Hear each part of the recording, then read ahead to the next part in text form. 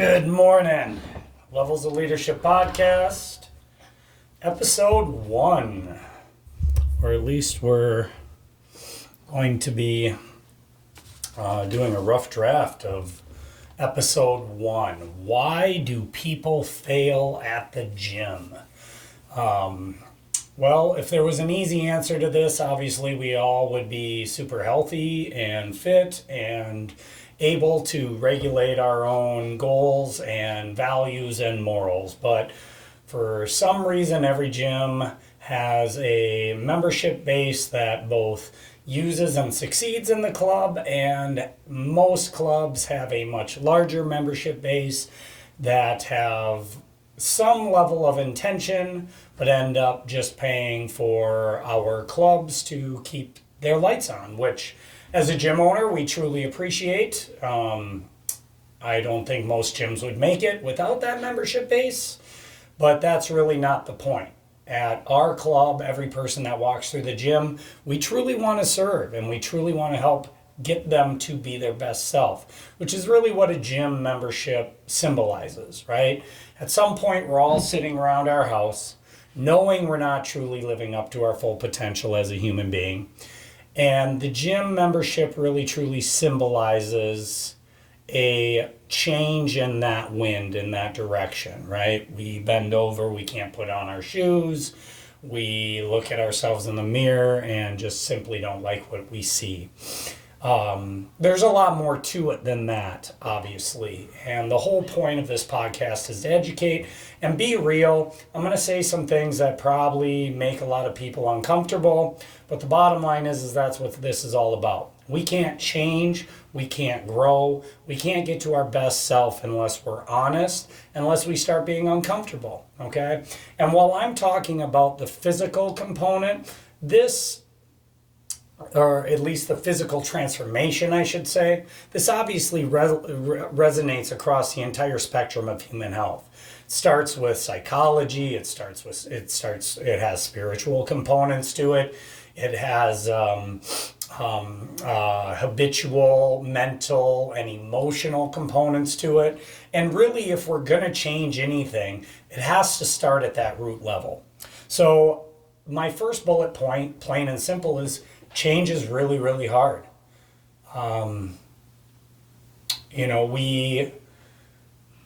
Whether it's financial change, occupational change, whether it is a relationship change,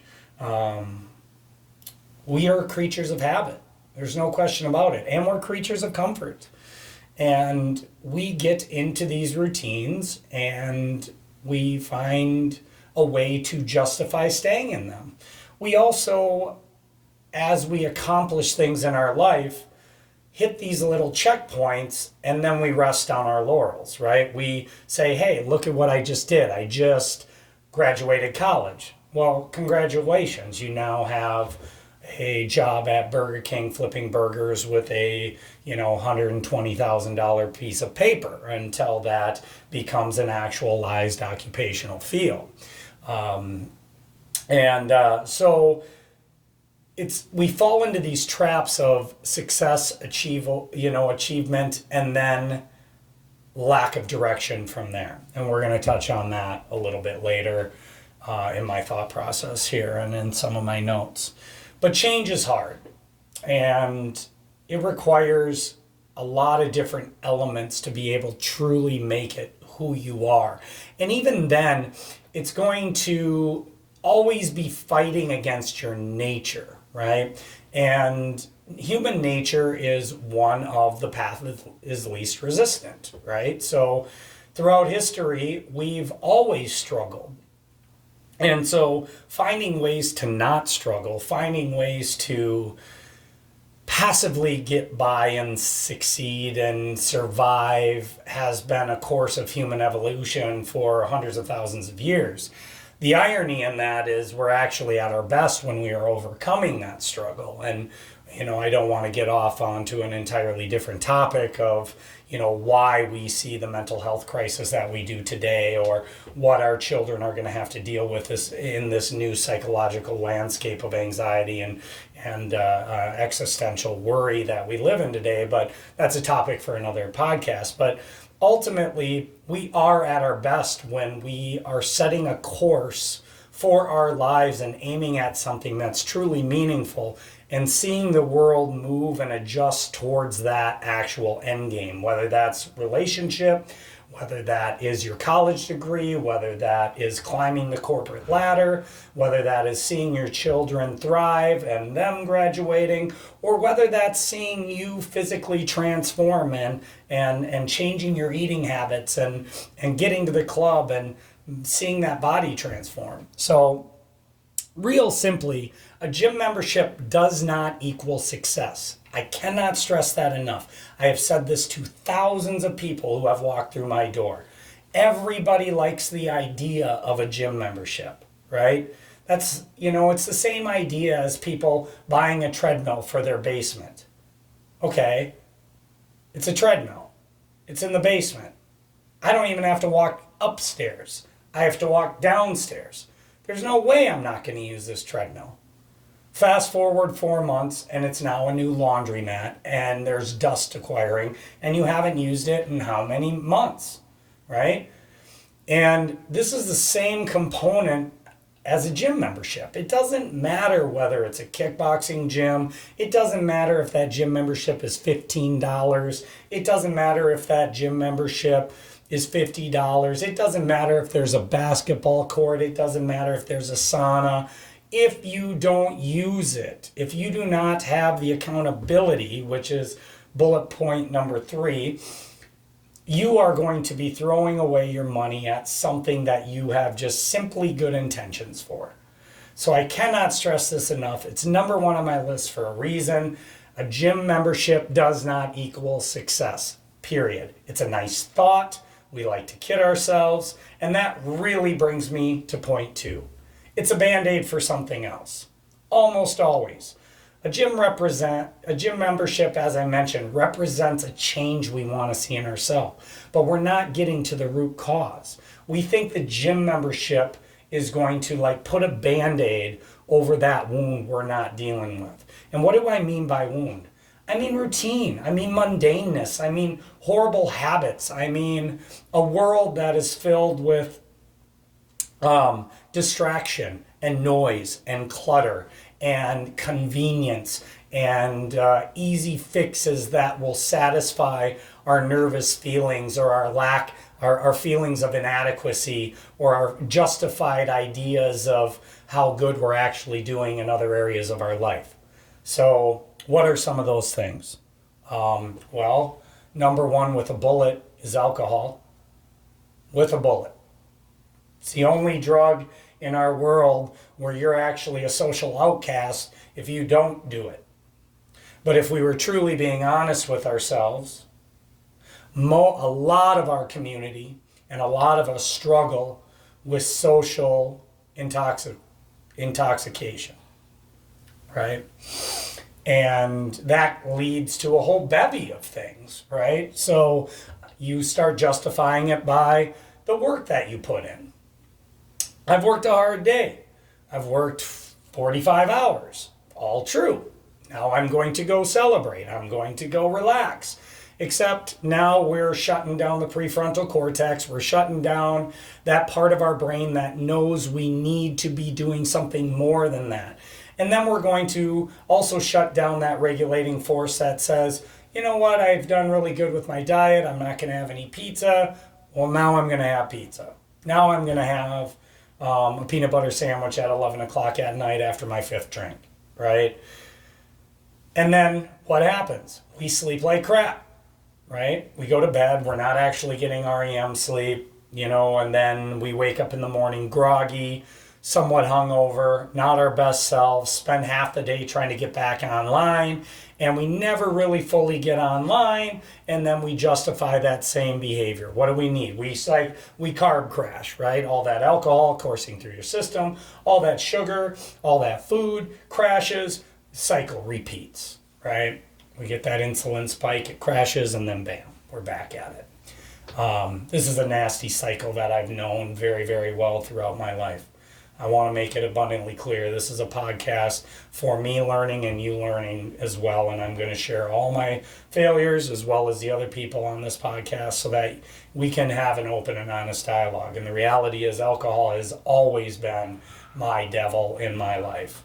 Okay? Currently sober, currently not doing it. And I cannot explain to you the amount of good that has come from that.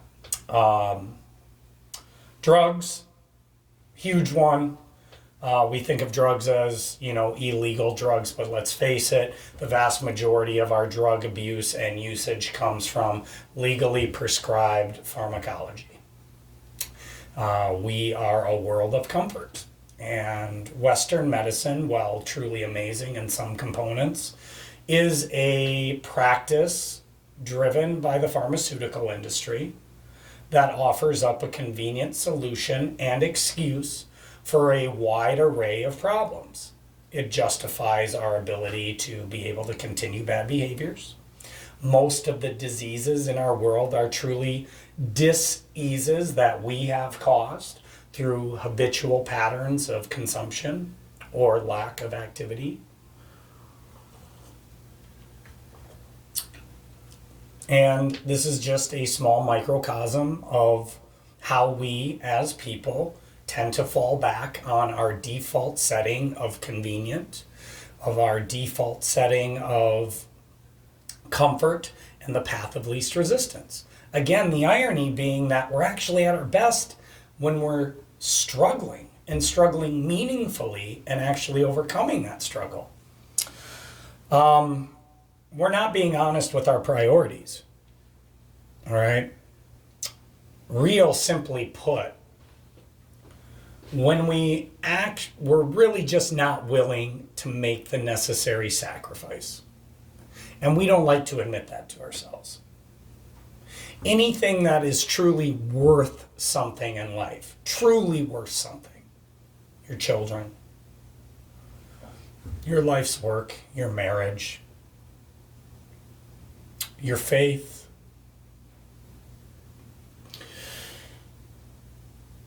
anything that's truly worth something in life is going to be a struggle, and there's going to be a massive short, medium, long-term sacrifice that's going to be necessary to be able to achieve the benefits and the rewards that actually come from that. And the reality is most of us are not going to be honest with the fact that we just simply do not want to make that sacrifice. We are not willing to give up the 2 a.m. campfires on Friday and Saturday night. We're too afraid to acknowledge that the friend group that we have is, more of a convenient social group than a true relationship of honesty and personal growth.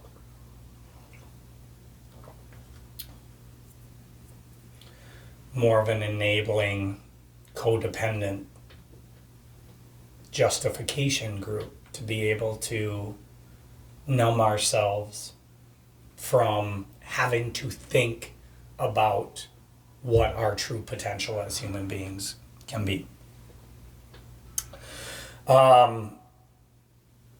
Food, that's a huge one. Food is a huge one, especially for anxiety.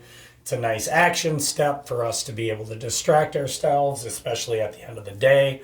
A lot of people have the awful pattern of not eating at all day long, working hard, having that focus, having those obligations and responsibilities, and as soon as we get to a stopping point, the other things that we could be moving towards start flooding into our mind, overwhelm us. We see a mountain that's unscalable, and we need to distract ourselves from that. We say, what's the point of even trying to climb a mountain I will never get to the top of? Instead of just simply getting on a path, setting a course, and starting that journey ever so gently.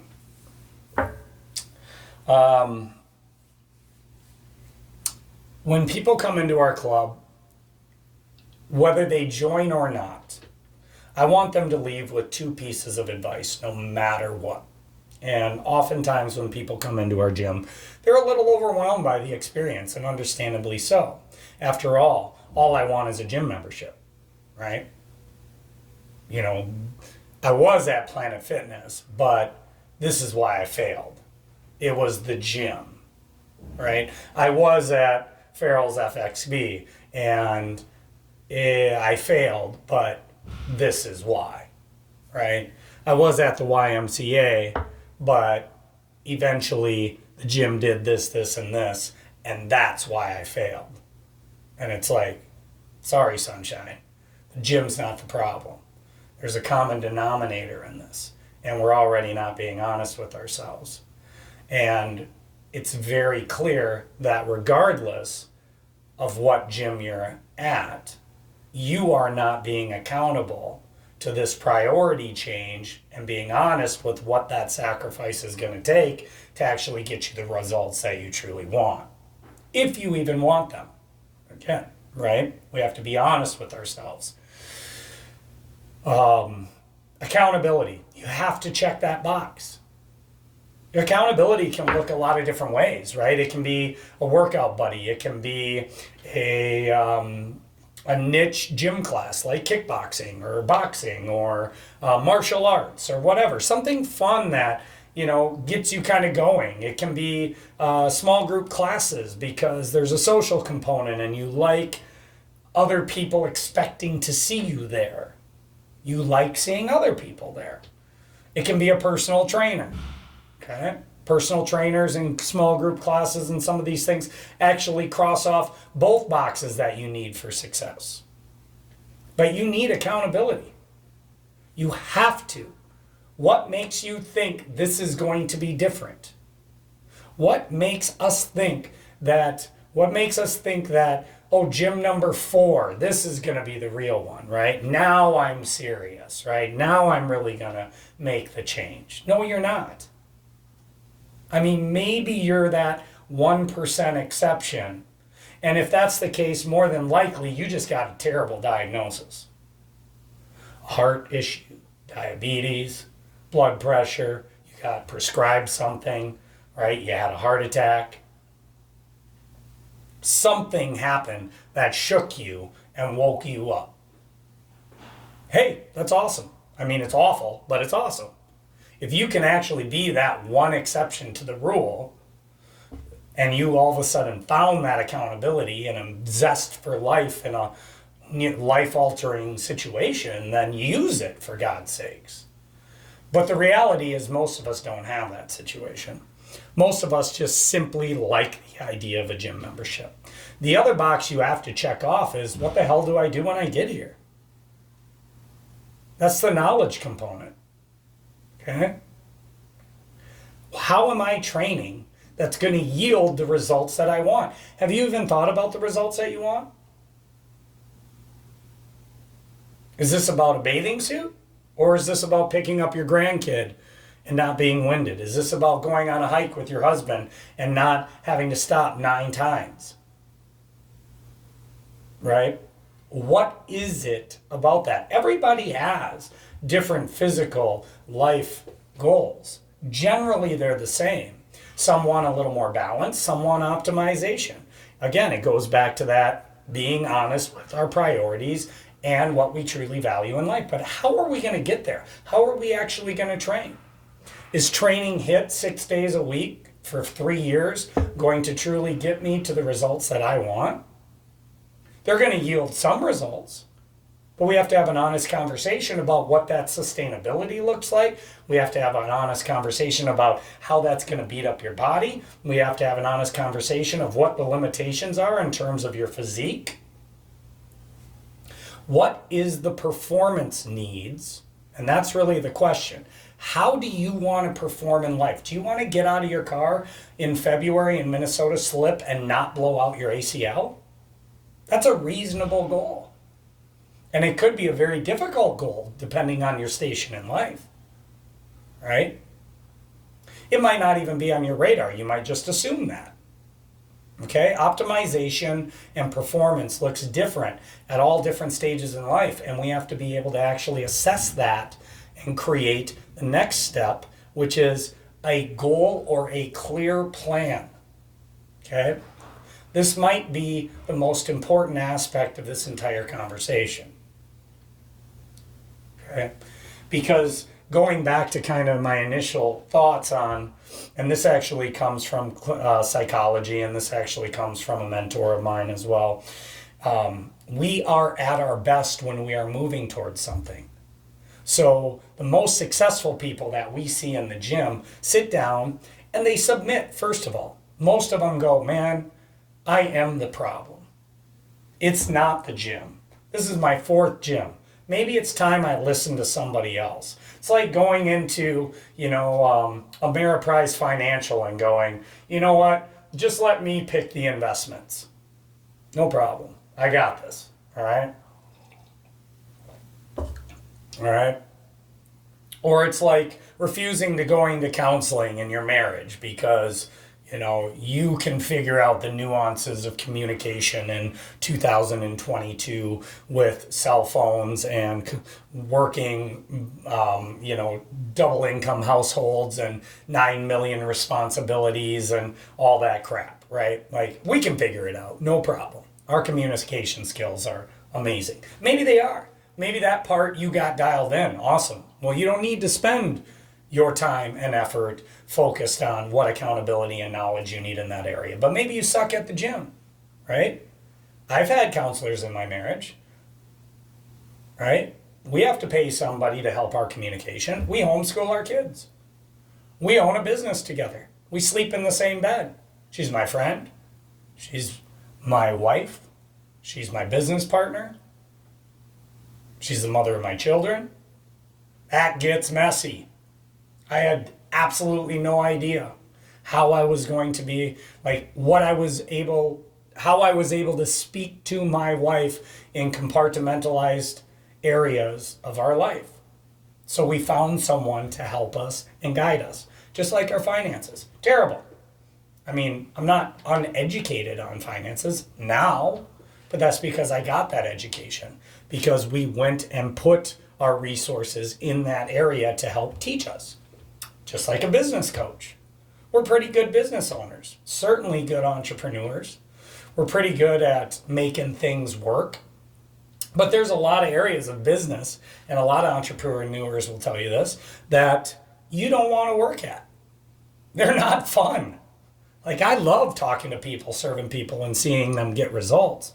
I hate behind the scenes processes and paperwork and optimizing systems that are actually going to maximize our capacity for success. Turns out that's a pretty important aspect of a business.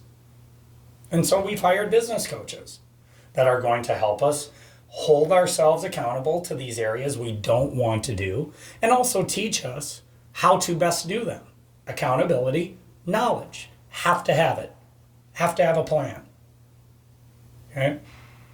But I digress. Sorry, that's going to happen a lot on this podcast. All right? For anybody who knows me, I'm pretty much a stream of consciousness guy, and when I get going, I'm just going to go, for better or worse. But the most successful clients I have a reachable goal. Doesn't mean an easy goal. But it's not some arbitrary goal. I want to get back to my weight before I had kids. Okay, well, you're 48 years old now, and you have about 97 more distractions than you did before that. And, there is this thing called getting older, and there is this thing called, metabolism and hormones. And there are, these things, just called life. And while that's a fine long-term, floating out in the ether idea, you are going to fail long before you ever get close to a tangible goal, like an untangible goal like that. You need something that's reachable, but something that has to be overcome. Psychologically, we like the 90-day mark. That's 3 months, right? That's something that you can circle on your calendar. That's an event. That's a weigh-in, that's a wedding, that's a race or an adventure race or a vacation or whatever that is. That's a date you can circle on the calendar. But it's also enough time where you're going to suck. You're going to fall back on old habits. You're going to want to slide into that old version of yourself. And we're going to be able to help with that mindset of stopping that slide and practicing getting yourself mentally and emotionally out of that cycle. 90 days, as most of you have heard, is about the time it takes to establish a new habit.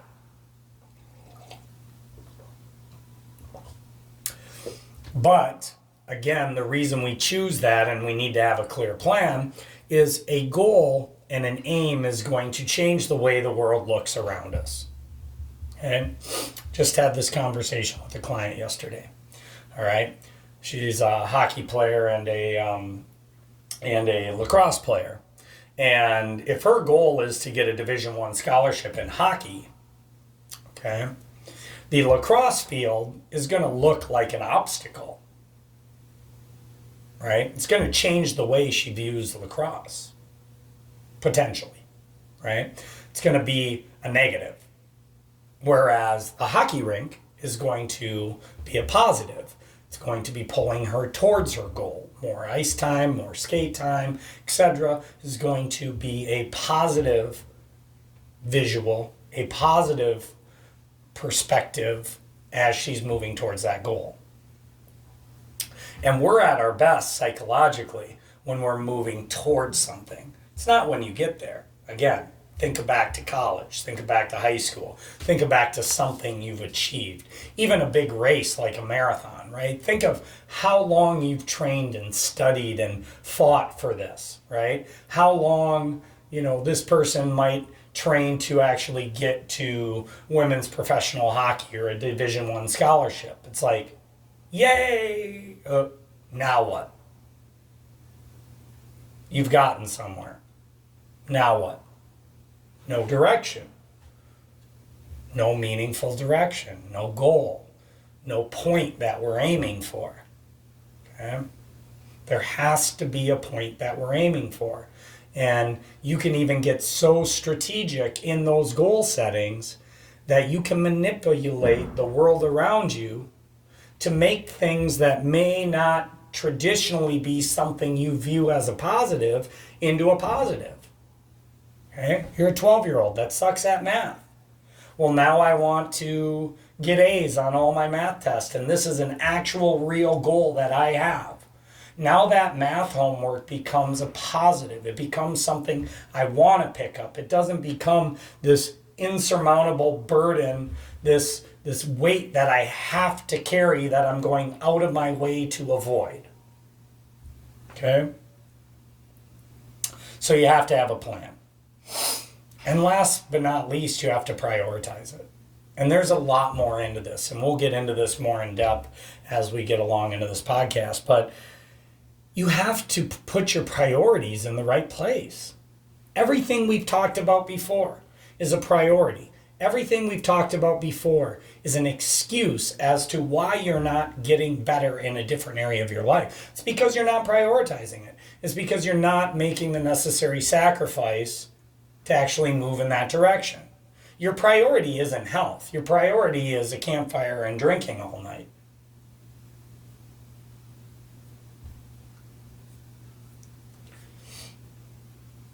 Your priority isn't your life's work.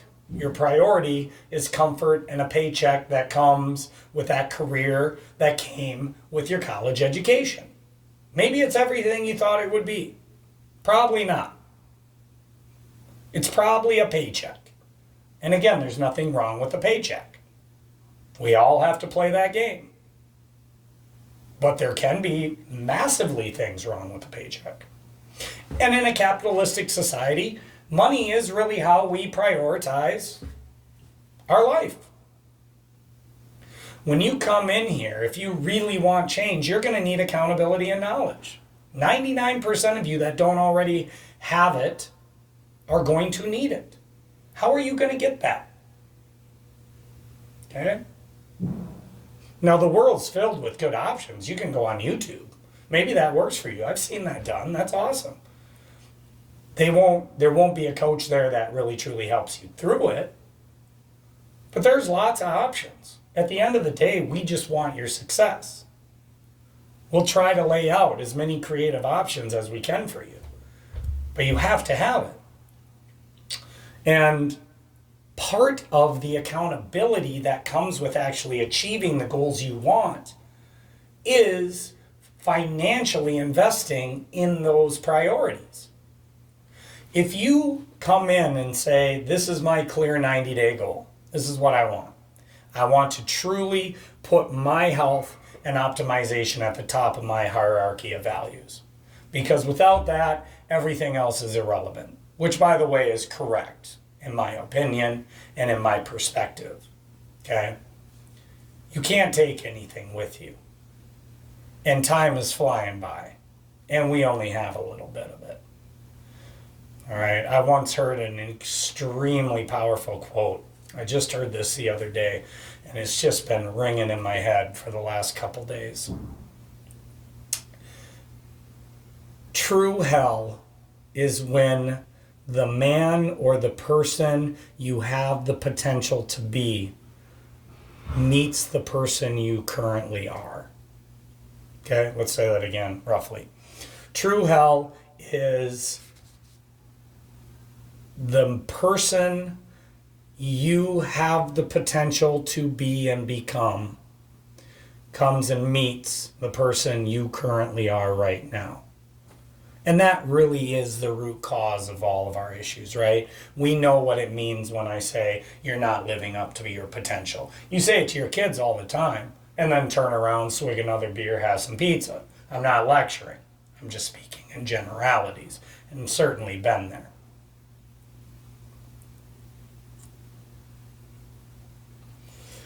We have to get back to being true with what this experience really is. And it's not an experience about the accumulation of wealth or the accumulation of materials or a sixth bedroom or the Lexus that we drive that makes us think everybody else thinks we're better than them, right? At the end of the day, this crap truly doesn't matter. What matters is the things in our life that have the most purpose and meaning and fulfillment inside, which is our family. Well, good luck optimizing that experience when you're 150 pounds overweight with type 2 diabetes, heart disorders, and can barely move when you're 50 years old and you're just getting ready to think about being a grandfather and should have 30 to 40 more years left in this experience. No matter how we kind of carve that out, getting back to prioritizing your optimization and your ability to move and grow and enjoy and be joyful in this world without adding needless suffering to the already world of suffering we all live in is really, I'm open to hearing an argument, but I think we're going to be hard pressed to find a higher priority other than our faith, a spiritual priority. But let's be honest with that. A true spiritual priority should have the physique to match if we're not being a hypocrite in some capacity. Okay. So you can't walk into a gym, whether it's $15, $50, when you're spending $500 a month on alcohol, when you're paying $800 a month for a car payment just so you can have a brand name on it. Okay. When we have our 8-year-old in this elite training program, because if they're not in it, there's no chance they're ever going to go pro, and we're paying $200 more a month for it. You know what I mean. So part of the accountability is putting our money where our mouth is, right? So change is hard. Gym memberships do not equal success. Okay? They're usually a band-aid for something else. If you don't have accountability and knowledge box checked, you might as well take that check, write it out for 11 months, and cancel your membership, because I'm not going to see you after about week 3. Maybe about 6 months later, you'll come in and you'll convince yourself you're going to do the same thing all over again, but this time it's really going to work. And then about 5 months later, you'll cancel your membership. And our gym will just be on that next list of, on that long list of gyms that failed you. You don't have a goal or a clear plan, and you haven't prioritized your life in the proper way that's going to actually get you to the place that you need to get to. So these are the reasons people fail at the gym. They're also the reasons people fail at any hard goal that's going to change the way they are currently living in their comfort routine zone as people. And it's not like we don't understand that, and it's not like we don't do that. We are people. I want to make it abundantly clear. This is not a lecture. This is supposed to be motivational. Hopefully that comes across.